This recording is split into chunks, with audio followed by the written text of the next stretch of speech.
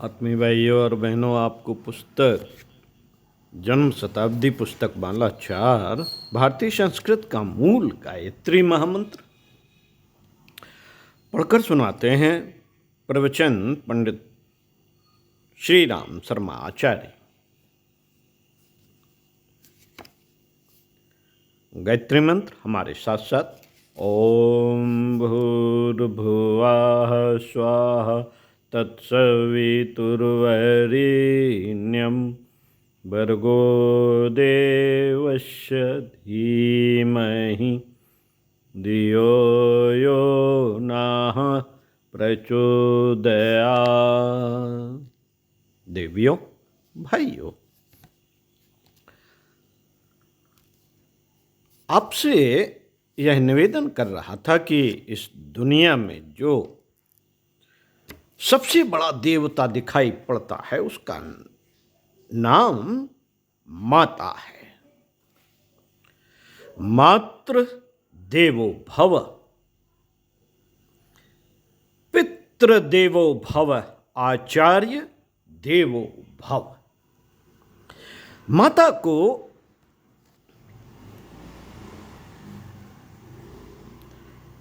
माता की बराबरी किसी से भी नहीं की जा सकती है।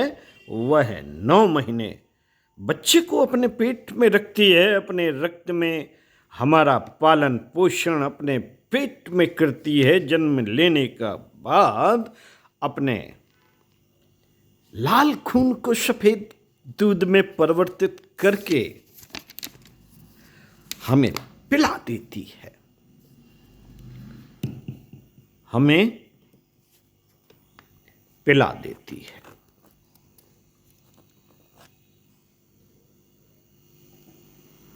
साथियों,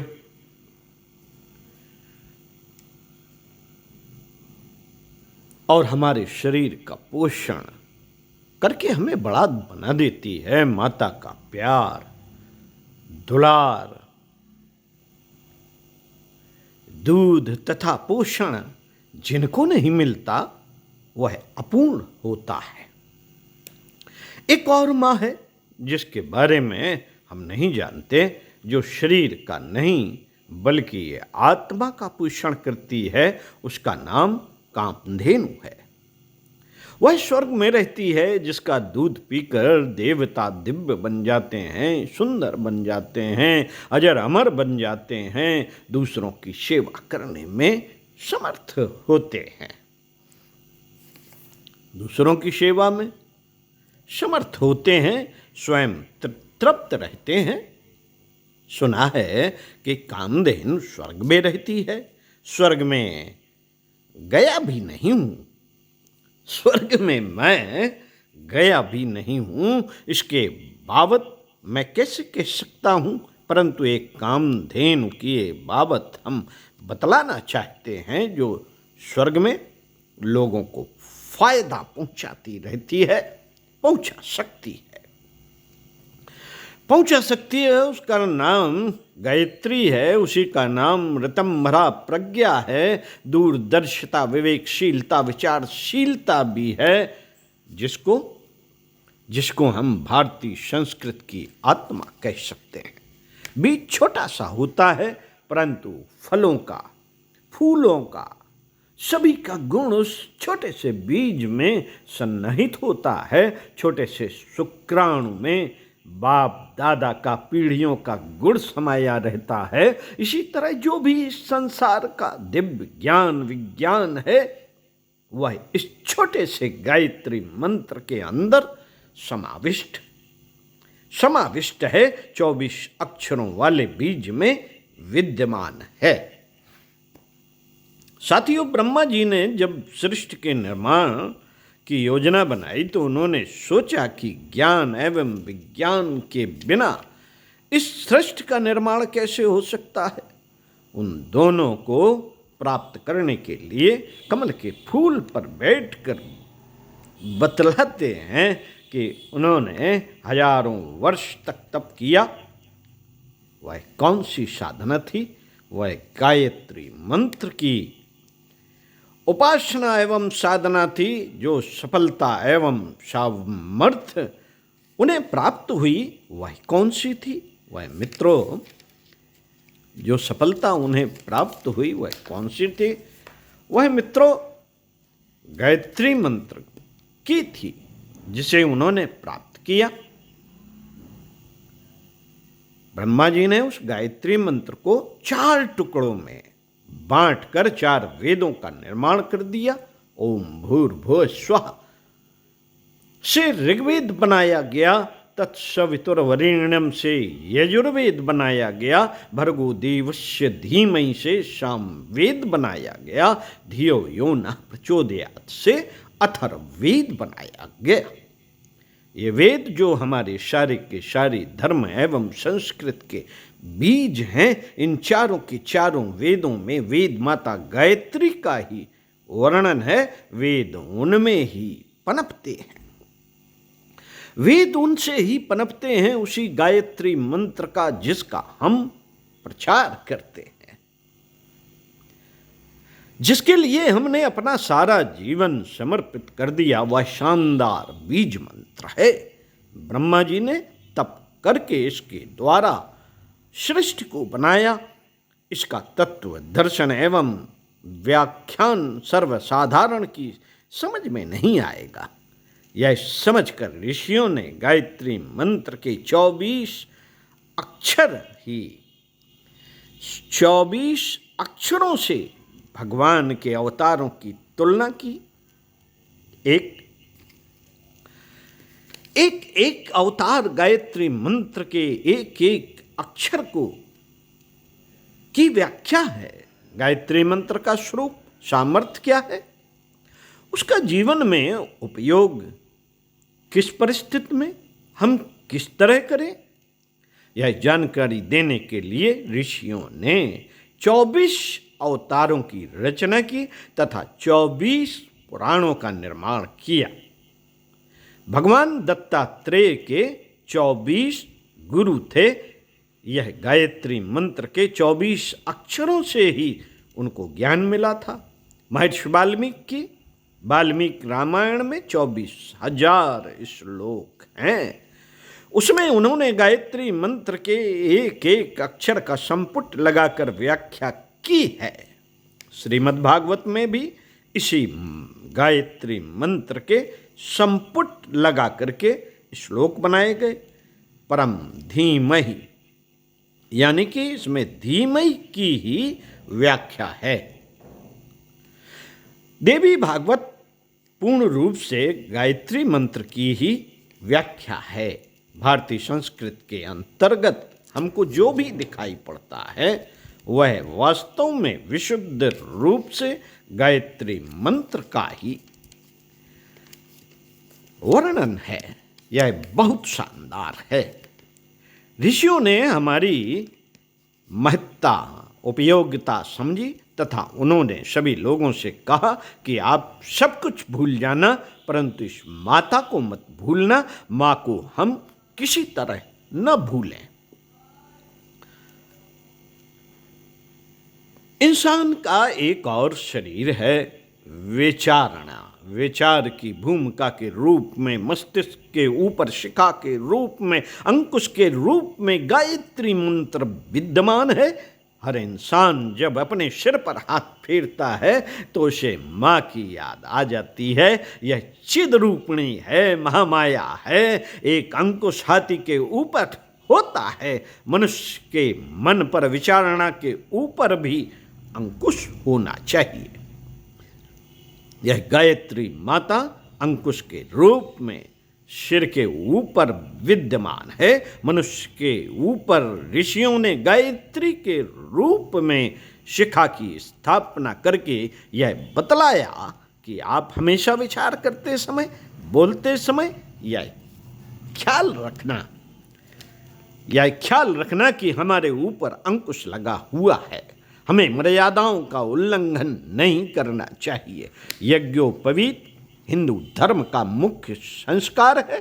शिखा मस्तिष्क पर तथा कंधे पर जनेऊ, ये दोनों ही गायत्री के प्रतीक हैं। गायत्री की 3 व्याहृतियाँ, जनेऊ की 3 लड़ें हैं।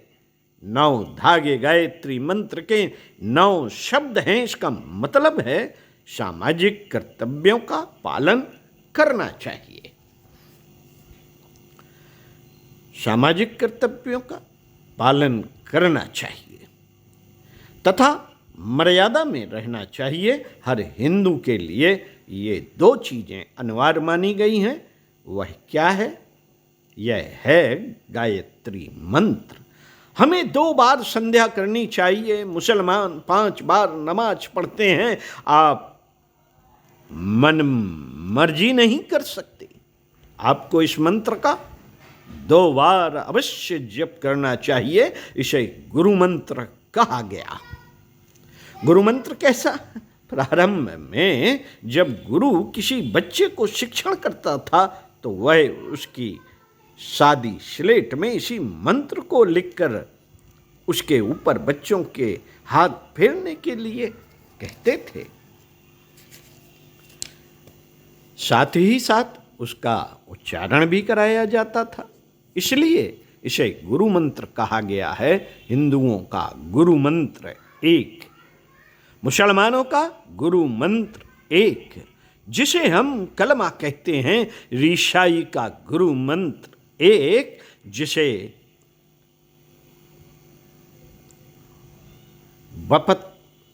बपतिस्मा कहते हैं। इस अंधकार युग को क्या कहें, जिसमें हमने आर्थिक क्षेत्र, राजनैतिक क्षेत्र, राजनैतिक आजादी वाला वैभव सब कुछ खो दिया, कला वैभव सब कुछ खो दिया। इतना ही नहीं, हमने अपने माता की पहचान खो दी। माता की पहचान जिन बच्चों को नहीं होती तो उन बच्चों की मिट्टी पलीद हो जाती है। कैसे मिट्टी पलीद हो गई? हमारी बहुत मिट्टी पलीद हो गई। हमें जिससे आत्मा का परिपोषण प्यार मिलता था उस माँ को हम भूल गए। उसे ग्रहण करके हम देव मानव कहलाते थे। हम समर्थ प्रतिभाशाली थे तथा विश्व के सिरमौर थे। हम सुसंस्कृत कहलाते थे और उसे हम सारे विश्व में बांटते रहते थे। अमेरिका से लेकर पेरू तक न जाने कहां कहां सारे विश्व में बांटते रहते थे। अमेरिका कोलंबिया का, नीग्रोज का, आदिवासियों, रेड इंडियंस का बसाया हुआ नहीं है, बल्कि वह भारतीयों का बसाया हुआ था। वहाँ सूर्य मंदिर पाया गया है, जिसका अर्थ यह है कि वे गायत्री उपासक थे। वहाँ भारतीय कलेवर इतना सुंदर पाया गया है, जितना सुंदर कैलेंडर भारत में भी पाया नहीं जा सकता। यह क्या है? भारतीय सभ्यता थी। ऐसी संस्कृत थी भारत की, जिसका मूल था गायत्री मंत्र, गायत्री माता, जिसे हम भूल गए। अंधकार के समय क्या होता है? चोर उचक्के, उल्लू, सांप, बिच्छू, चमगादड़ चलते हैं। सब कुछ रात के समय होता है। झाड़ियाँ रात में डरावनी बन जाती हैं। रात के समय हम रास्ते पर चलते हैं तो हमें ठोकरें लग जाती हैं। हम 2000 वर्ष तक अंधकार में भटकते रहे तथा हमने माँ को भी त्याग दिया। किसकी बतलाएं कि किसने कहा इस माँ को त्यागने के लिए? किसकी बतलाएं? गायत्री मंत्र जो सूर्य की तरह, धरती और हवा की तरह है, जो सबका है, पहाड़ सबका है, लेकिन हमें लोगों ने बतलाया कि मनुष्यों के 4 वर्ण होते हैं, उसमें से एक वर्ण को ही इसका अधिकार है, अर्थात 3/4 इससे वंचित रह गए। इसके अतिरिक्त यह भी कहा गया कि इसके लिए महिलाओं को अधिकार नहीं है, अर्थात 1/8 भाग ही गायत्री मंत्र है। इसके बाद एक और स्वामी जी आए, उन्होंने कहा गायत्री मंत्र पर ब्रह्मा जी का शाप लगा है, इसे कलयुग में नहीं जपा जा सकता।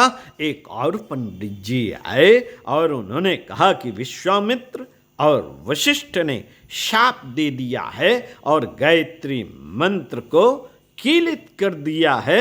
हमने पूछा कि ब्रह्मा जी, जिन्होंने 1000 वर्ष तक तप किया, वे कैसे शाप दे सकते हैं? हमने पूछा कि विश्वामित्र वे ऋषि हैं जिन्होंने गायत्री के ऊपर पीएचडी की है, उसे वह कैसे शाप दे सकते हैं? एक पंडित जी हमारे पास आए, उन्होंने कहा कि यह गायत्री मंत्र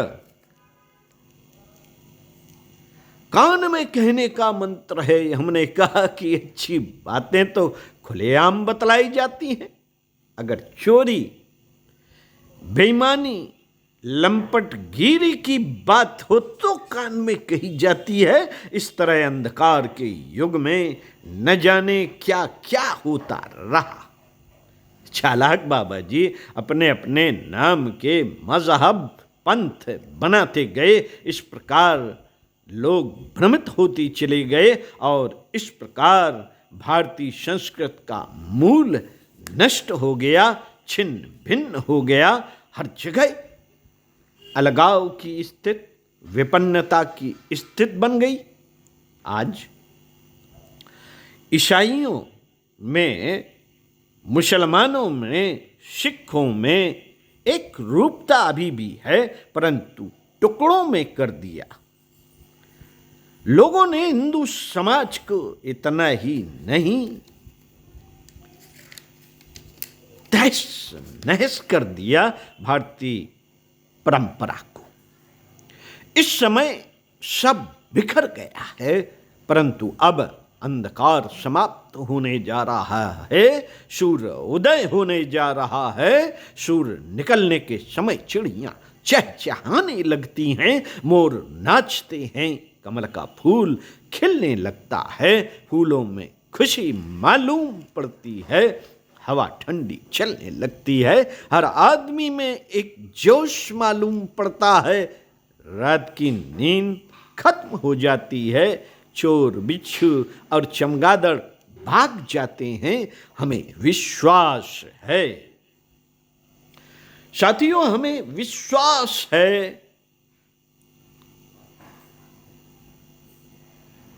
कि हमारे देश का, भाग्य का, संस्कृत का पुनः सूर्य उदय होने वाला है। गायत्री मंत्र को पुनः घर घर पहुंचाना संभव हो सकेगा।